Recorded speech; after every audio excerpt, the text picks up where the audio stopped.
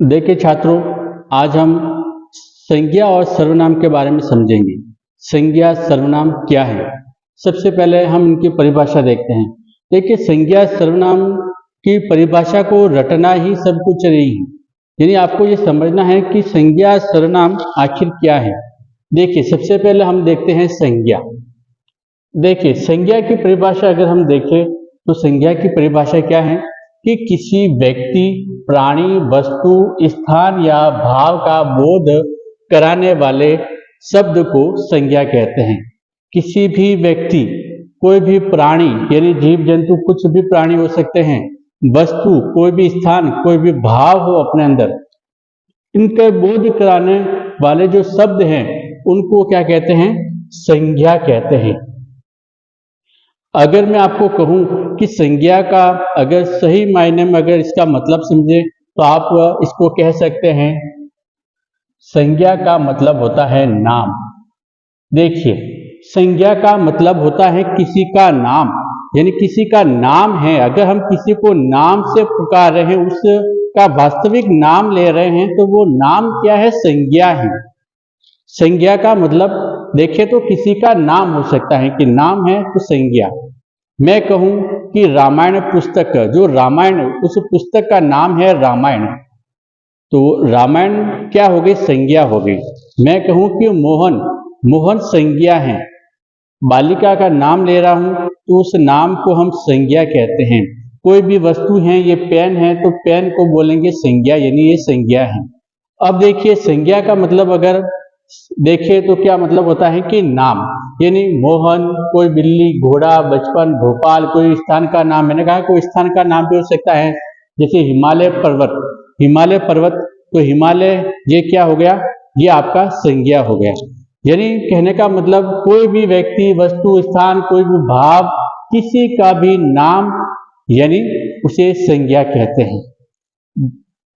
तो संज्ञा का मतलब किसी व्यक्ति, प्राणी, वस्तु, स्थान या भाव का बोध कराने वाले शब्द को संज्ञा कहते हैं। जैसे मोहन, बिल्ली, घोड़ा, कुछ भी हो सकता है। आगे हम देखें सर्वनाम। सर्वनाम की परिभाषा देखें तो संज्ञा के बदले में आने वाले शब्दों को सर्वनाम कहते हैं। यानी सर्वनाम का मतलब क्या है? संज्ञा के बदले में, यानी जिस संज्ञा के बारे में हमें पढ़ा कि वो नाम, उस नाम के स्थान पर हम जिन शब्दों का प्रयोग करेंगे, जिन शब्दों का हम उस नाम के स्थान पर प्रयोग करेंगे, उनको हम क्या कहेंगे? सर्वनाम कहेंगे।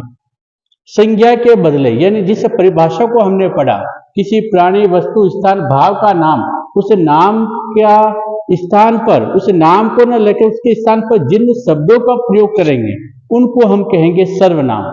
देखिए, जैसे मैं, संस्कृत में मैं को बोलते हैं अहम। यहाँ मैं सर्वनाम वैसे हिंदी में पढ़ा रहा हूँ, लेकिन आप इसको संस्कृत के रूप में भी पढ़ सकते हैं, समझ सकते हैं कि संज्ञा सर्वनाम। देखिए, वैसे सभी एक ही है। संज्ञा में नाम, तो अगर मैं हिंदी में पढ़ूँ, संस्कृत में तो मोहन, तो मोहन के स्थान पर क्या प्रयोग करेंगे, तो उस प्रकार से आपको ध्यान रखना है। तो आप दोनों भाषा में इसको समझ सकते हैं। परिभाषा मतलब इसका सारा शब्द सम्मान ही है, संज्ञा सर्वनाम सब सम्मान ही है।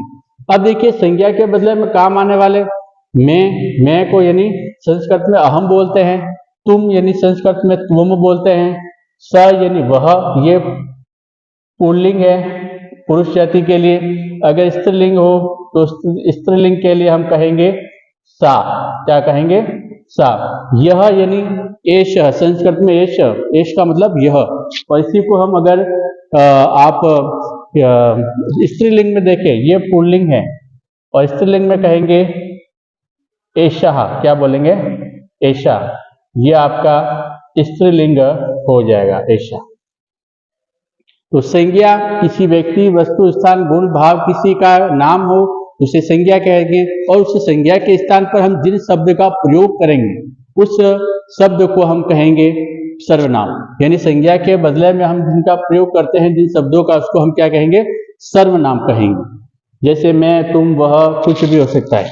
अब देखिए, जैसे मैंने एक उदाहरण लिखा है, जैसे देखिए, ध्यान से समझना है। यह लिखा है, मोहन कक्षा 8 में पढ़ता है। मोहन क्या हो गया? संज्ञा। देखो, मोहन है वो कक्षा 8 में पढ़ता है, वह एक गरीब परिवार से है, वह एक गरीब परिवार से है। अब देखिए वह किसके लिए आया है, वह किसके लिए आया, मोहन के लिए आया है। मोहन संज्ञा यानी एक नाम है, ये नाम है, तो ये मोहन क्या हो गई, संज्ञा। और इस नाम के स्थान पर हमने लिखा वह, यह आपका हो गया सर्वनाम। ठीक है, संज्ञा के स्थान पर हमने इसका प्रयोग किया, वह क्या हो गया, आपका सर्वनाम हो गया। मोहन कक्षा 8 में पढ़ता है, वह एक गरीब परिवार से है, उसकी माता मजदूरी करती हैं, उसकी माता मजदूरी करती हैं। उसकी माता कौन है, उसकी माता, जो उसकी मैंने लिखा है ये किसके लिए आया है, ये मोहन के लिए ही आया है, तो ये सर्वनाम है। अब ये सर्वनाम किसका है, मोहन का, यानी मोहन की माता मजदूरी करती हैं, तो ये उसकी, जो हमने सर्वनाम का प्रयोग किया है, यह किसके लिए आया, मोहन के लिए आया। फिर लिखा है कि उसकी माता मजदूरी करती हैं, वह उसकी हर जरूरत को पूरा करती हैं। अब ध्यान से समझना है, वह उसकी हर जरूरत को पूरा करती हैं। अब ये वह किसके लिए आया है, वह आया है मोहन की माता के लिए, मोहन की माता के लिए आया है, और उसकी ये आया है मोहन के लिए, तो ये सर्वनाम है वह, और उसकी ये भी सर्वनाम है मोहन के लिए। तो आपको समझ में आया होगा कि हमने देखो नाम का प्रयोग यहां पर ही किया, केवल मोहन का, ठीक है, लेकिन मोहन के स्थान पर हमने क्या प्रयोग किया, वह, यानी वह एक गरीब परिवार से है। फिर हमने उसकी, ये जो हमने प्रयोग किया, ये भी सर्वनाम है, यह मोहन के लिए आया सर्वनाम, कि उसकी माता यानी मोहन की माता, यानी मोहन के लिए हमने उसकी प्रयोग किया। फिर कहा है कि वह उसकी हर जरूरत को पूरा करती है, कौन करती है, उसकी माता मजदूरी करती हैं, और वह उसकी हर जरूरत को पूरा करती हैं, उसे मोहन की, तो वह माता के लिए आया है यहाँ पर, और ये उसकी है जो मोहन के लिए आया। यानी आपको ये समझ में आया है कि जो शब्द का हम प्रयोग करते हैं, उस नाम के स्थान पर हम जिस शब्द का प्रयोग करें वह सर्वनाम है। संज्ञा किसी व्यक्ति, वस्तु, स्थान, गुण, भाव, किसी के नाम को हम संज्ञा कहेंगे, और उस नाम के स्थान पर, उस संज्ञा के स्थान पर हम जिन शब्दों का प्रयोग करें उसे हम सर्वनाम कहेंगे। जिस प्रकार से मैं कहूं कि मोहन इधर आओ, मैंने मोहन का नाम लिया, मोहन इधर आओ, मोहन सर्वनाम हो गया। मैं कहूँ कि कोई जा रहा है, तो मैं कहूँ कि मोहन अगर जा रहा है, तो मोहन बोल रहा है कि वह जा रहा है, अब वह मैंने सर्वनाम का प्रयोग किया मोहन के स्थान पर। वह जा रही है, वो लड़की के लिए मैंने वह का प्रयोग किया, वह आपका क्या हो गया, सर्वनाम हो गया।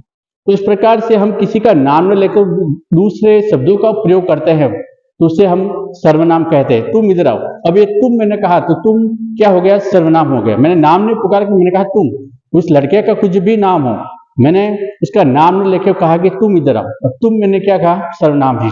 मैंने कहा ये पेन है, पेन मुझे दो, और पेन मुझे दो, पेन तो ये सर्वनाम हो गया। मैंने कहा यह मुझे दो, अब मैंने कहा यह मुझे दो, मैंने उससे पेन की तरफ इशारा करके कहा कि यह मुझे दो, तो यह आपका क्या हो गया, सर्वनाम हो गया, यानी हमने इसका नाम नहीं लिया।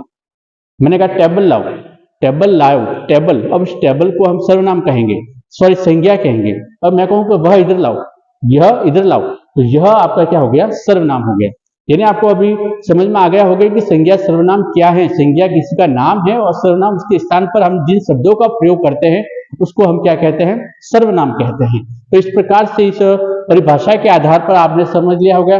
तो ये आप इसका स्क्रीनशॉट ले सकते हैं इस परिभाषा का, और आप चाहे तो इसका नोट्स भी बना सकते हैं। ये केवल समझने के लिए मैंने बनाया है वीडियो, ताकि आप समझ सके कि संज्ञा क्या है और सर्वनाम क्या है, इसके भेद कितने हैं, ये सब हम आगे पढ़ेंगे।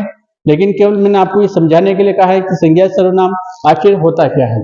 तो आप ये जो नोट्स बना ले, या फिर आप इसका स्क्रीनशॉट लेना तो ले सकते हैं।